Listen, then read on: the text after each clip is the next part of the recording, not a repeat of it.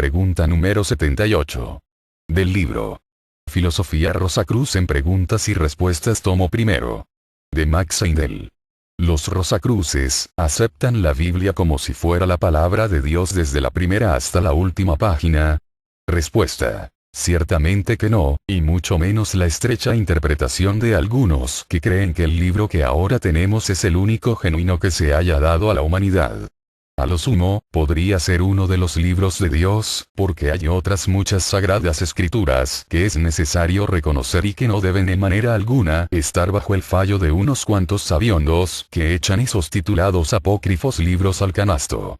En primer término, debe recordarse que el Antiguo Testamento fue escrito en hebreo en diversas épocas y por numerosos escritores, y esos escritos no fueron coleccionados antes de Ezra.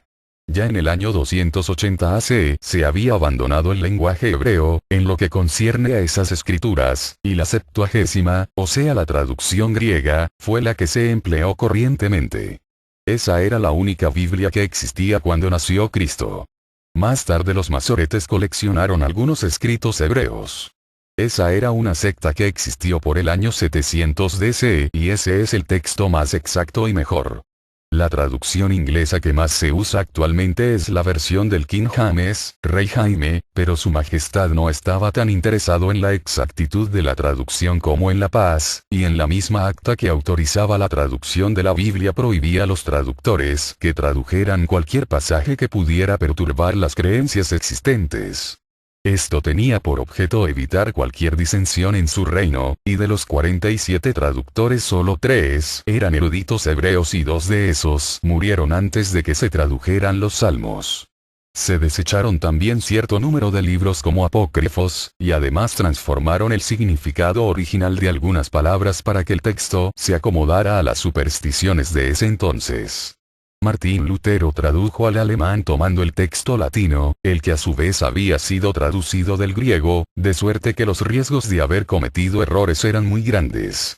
Añádase a esto que en el antiguo hebreo se suprimían las vocales y no se separaban las palabras, de manera que insertando vocales en diferente forma se obtenían palabras y sentencias completamente diferentes.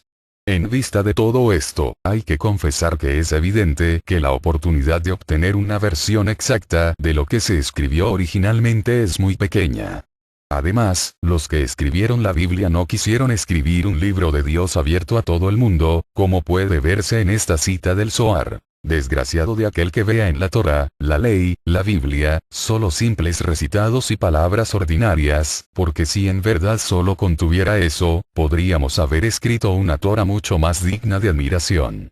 Pero no es así. Cada palabra del Torá contiene un significado elevado y un sublime misterio. Los recitados del Torá son los vestidos del Torá. Desgraciado de aquel que tome los vestidos del Torá por el Torá mismo, el simple, solo ve los adornos y recitados del Torá. No sabe nada más. No ve lo que se oculta en esos vestidos. Los instruidos no tienen en cuenta el vestido, sino aquello que en los ropajes se oculta. En otras palabras, no prestan atención a la letra, sino al espíritu. Y así como en un campo sembrado de papas no hay solo esos vegetales, sino también el suelo, la tierra que las oculta, así también en la Biblia las perlas de la verdad oculta están escondidas en lo que a veces parecen ser horribles vestiduras. El ocultista que se ha preparado para poseer esas perlas ha recibido la clave y las ve nítidamente. Para los otros siguen permaneciendo ocultas hasta que hayan trabajado para poseer esa clave. De manera que si bien la historia de los triunfos de los hijos de Israel y los tratos de cierto Dios son parcialmente ciertos, existe allí un significado espiritual muchísimo más importante que la historia material. Y aunque los evangelios contienen en líneas generales la vida de un individuo llamado Jesús, son fórmulas iniciáticas que muestran las experiencias que todos deben pasar al caminar por el sendero que va a la verdad y a la vida. Ese sendero lo habían vislumbrado los que escribieron la Biblia, quienes eran profetas y videntes, pero solo en la amplitud posible en su tiempo.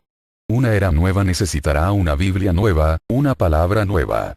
Del libro Filosofía Rosacruz en preguntas y respuestas tomo primero.